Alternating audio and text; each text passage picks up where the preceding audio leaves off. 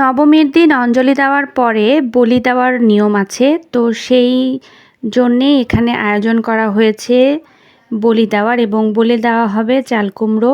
এখানে মন্দিরের যে বৈরাতীরা রয়েছেন তারা সবার প্রথমে চাল কুমড়ো এবং দাটাকে বরণ করে নিচ্ছে, তারপরে বলি দেওয়ার প্রসেসটা শুরু হবে।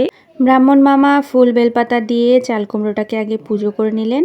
এইবার বলি দেওয়ার প্রসেসটা শুরু হবে। আমরা সবাই মিলে একদম গোল করে ঘিরে দাঁড়িয়ে আছি বলি দেখার জন্য, বলি দেখার উদ্দেশ্যে। সব মন্দিরে এই বলিটা হয় কিনা আমি জানি না, তবে আমাদের মন্দিরে অবশ্যই নবমীর দিন চাল কুমড়ো বলিটা হয়ে থাকে।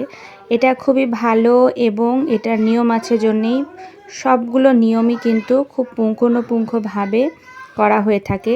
তারপরে চাল কুমড়োটাকে উল্টিয়ে চাল কুমড়োর মধ্যে সিঁদুর লাগিয়ে বলির চাল কুমড়োটা মায়ের চরণে দিয়ে দেওয়া হয়।